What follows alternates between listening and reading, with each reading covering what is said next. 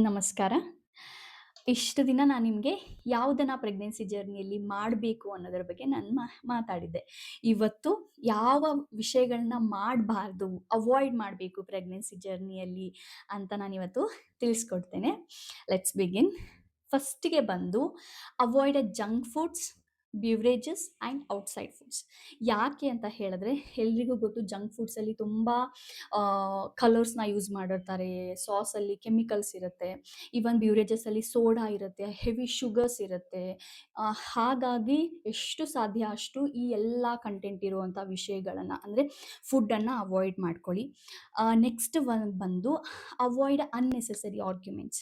ಮನೇಲಿ ಕಾಮನ್ ಆಗಿ ಕೆಲವೊಂದಿಷ್ಟು ವಿಷಯಗಳಿಗೆ ಆರ್ಗ್ಯುಮೆಂಟ್ಸ್ ಆಗ್ತಿರುತ್ತೆ. ಸೊ ಆ ಥರ ಕಂಡೀಷನ್ ಇದ್ದಾಗ ನೀವೇ ಹೊರಗಡೆ ಬಂದುಬಿಡಿ. ಯಾಕಂತ ಹೇಳಿದ್ರೆ ನೀವು ಆರ್ಗ್ಯುಮೆಂಟ್ ಮಾಡ್ತಾ ನಿಂತಾಗ ನಿಮ್ಮಲ್ಲೇ ಪ್ಯಾನಿಕ್ ಬರುತ್ತೆ, ಆ್ಯಂಗರ್ ಇಶ್ಯೂ ಕ್ರಿಯೇಟ್ ಆಗ್ತಾ ಹೋಗುತ್ತೆ. ಸೊ ನಿಮ್ಮ ಕಂಪ್ಲೀಟ್ ಮೂಡೇ ಖರಾಬ್ ಆಗಿಬಿಡುತ್ತೆ. ಸೊ ಹಾಗಾಗಿ ಯಾವುದೇ ಅನ್ನೆಸೆಸರಿ ಆರ್ಗ್ಯುಮೆಂಟ್ಸ್ ಇದ್ದಾಗ ಅದರಿಂದ ಹೊರಗಡೆ ಬಂದುಬಿಡಿ. ಥರ್ಡ್ ಒನ್ ಬಂದು watching horror movies and violence ಇರೋ ಮೂವೀಸ್ನ ನೋಡೋದು ಒಳ್ಳೆಯದಲ್ಲ ಈ ಪ್ರೆಗ್ನೆನ್ಸಿ ಜರ್ನಿಯಲ್ಲಿ. ಯಾಕಂತ ಹೇಳಿದ್ರೆ ಆಬ್ವಿಯಸ್ಲಿ ಹಾರರಲ್ಲಿ ತುಂಬ ನೆಗೆಟಿವ್ ಆಗಿರುವಂತಹ ಕ್ಯಾರೆಕ್ಟರ್ಸ್ ಇರುತ್ತೆ. ಅದು ಮಗುವಿಗೆ ಎಫೆಕ್ಟ್ ಮಾಡುತ್ತೆ, ಈವನ್ ತಾಯಿಗೂ ಎಫೆಕ್ಟ್ ಮಾಡುತ್ತೆ.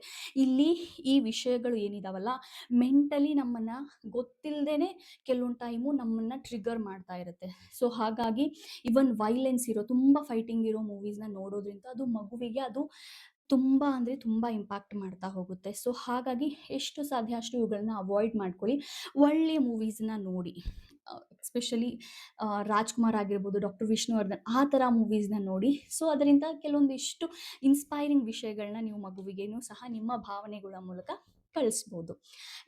ಈ ಮೂವೀಸ್ ಜೊತೆಗೆ ನಾನು ಇನ್ನೊಂದನ್ನು ಆ್ಯಡ್ ಮಾಡ್ತೀನಿ. ನಾನು ಇಲ್ಲಿ ಯಾವುದೇ ಎಂಟರ್ಟೈನ್ಮೆಂಟ್ ಮೀಡಿಯಾನ ನಾನು ಟಾರ್ಗೆಟ್ ಮಾಡಿ ನಾನು ಹೇಳ್ತಿಲ್ಲ.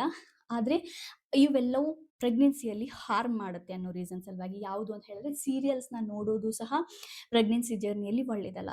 ಯಾಕಂತ ಹೇಳಿದ್ರೆ ಈಗ ನಿಮಗೆ ಇಷ್ಟವಾದಂಥ ಒಂದು ಕ್ಯಾರೆಕ್ಟರ್ ಇರುತ್ತೆ, ಆ ಕ್ಯಾರೆಕ್ಟರ್ಗೆ ಒಂದು ನೆಗೆಟಿವ್ ಕ್ಯಾರೆಕ್ಟರ್ ಏನೋ ಹಾರ್ಮ್ ಮಾಡ್ತಿರುತ್ತೆ, ಏನೋ ಒಂದು ಕೆಟ್ಟ ವಿಷಯನ ಮಾಡ್ತಿರುತ್ತೆ.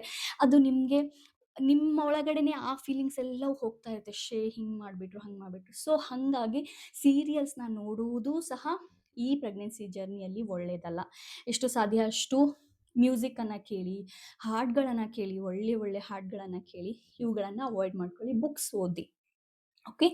ನೆಕ್ಸ್ಟ್ ಬಂದು ಗಾಸಿಪ್ಸ್. ನಾರ್ಮಲ್ ಆಗಿ ಎಲ್ಲ ಹುಡುಗಿರಾಗಿರಲಿ ಎಲ್ಲರೂ ಗಾಸಿಪ್ ಮಾಡ್ತಿರ್ತಾರೆ ಫ್ರೆಂಡ್ಸ್ ಜೊತೆ, ಅಕ್ಕಪಕ್ಕದ ಮನೆಯವ್ರ ಜೊತೆ.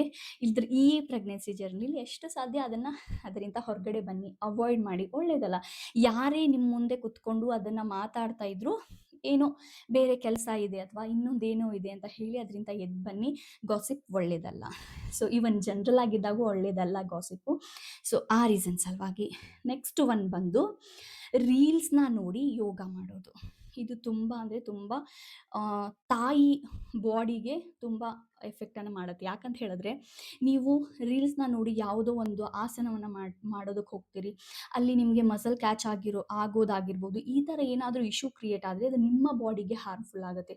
ಅದನ್ನು ನೀವು ಥ್ರೂ ಔಟ್ ಪ್ರೆಗ್ನೆನ್ಸಿ ನೀವು ಅದನ್ನು ಹ್ಯಾಂಡಲ್ ಮಾಡಬೇಕಾಗತ್ತೆ. ಸೊ ಹಾಗಾಗಿ ಅಂಡರ್ ಪ್ರಿನ್ಯಾಟಲ್ ಯೋಗ ಟ್ರೈನರ್ ಗೈಡೆನ್ಸ್ ಅಂಡರ್ ನೀವು ಯೋಗವನ್ನು ಮಾಡೋದು ತುಂಬ ಒಳ್ಳೆಯದು.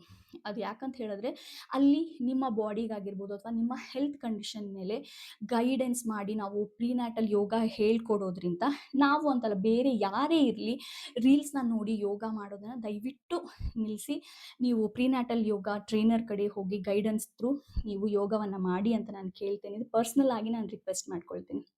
ಲಾಸ್ಟ್ ಒನ್ ಬಂದು ಎಸ್ಪೆಷಲಿ ಫಸ್ಟ್ ಟ್ರೈಮಿಸ್ಟ್ರಲ್ಲಿ ಹೆವಿ ವೆಯ್ಟ್ಸ್ನ ಲಿಫ್ಟ್ ಮಾಡೋದನ್ನು ಅವಾಯ್ಡ್ ಮಾಡ್ಕೊಳ್ಳಿ. ಅದು ಎಲ್ರಿಗೂ ಕಾಮನ್ ಆಗಿ ಗೊತ್ತು. ಕೆಲವೊಮ್ಮೆ ಮಿಸ್ಕ್ಯಾರೇಜಸ್ ಆಗೋ ಚಾನ್ಸಸ್ಸು ಇರುತ್ತೆ ಹೆವಿ ವೆಯ್ಟ್ಸ್ನ ಲಿಫ್ಟ್ ಮಾಡಿದಾಗ. ಸೊ ಹಾಗಾಗಿ ಎಷ್ಟು ಸಾಧ್ಯ ಅಷ್ಟು ವೆಯ್ಟ್ಸ್ನ ಲಿಫ್ಟ್ ಮಾಡಲಿಕ್ಕೆ ಹೋಗಬೇಡಿ. ಇವಿಷ್ಟು ವಿಷಯಗಳನ್ನು ಅವಾಯ್ಡ್ ಮಾಡಿ, ಎಷ್ಟು ಸಾಧ್ಯ ಅಷ್ಟು ಅವಾಯ್ಡ್ ಮಾಡಿ.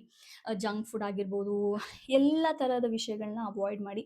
ಒಳ್ಳೆ ಆಹಾರವನ್ನು ತೆಗೆದುಕೊಳ್ಳಿ. ಅಂಡರ್ ಗೈಡೆನ್ಸ್ ಪ್ರಿನ್ಯಾಟಲ್ ಯೋಗ ಟ್ರೈನರ್ ಅಂಡರ್ ಗೈಡೆನ್ಸ್ ಯೋಗವನ್ನು ಮಾಡಿ. ಹಾಗೆ ಒಳ್ಳೆ ಸಾಂಗ್ನ ಕೇಳಿ ಅಂತ ಕೇಳ್ತೇನೆ. ಇವೆಲ್ಲವನ್ನು ಅವಾಯ್ಡ್ ಮಾಡಿ. Thank you so much.